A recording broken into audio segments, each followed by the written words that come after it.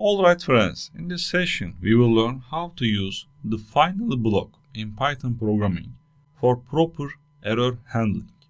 So we define final block like this, finally.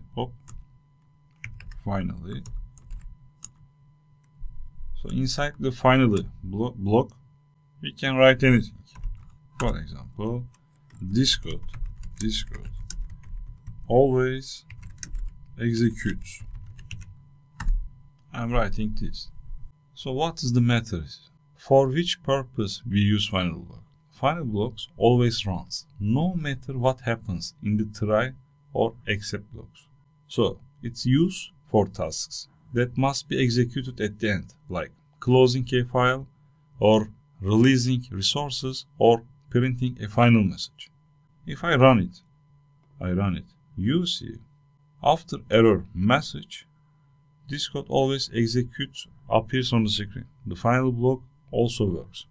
If no error occurs here, I delete this result and instead of 5, I write 3.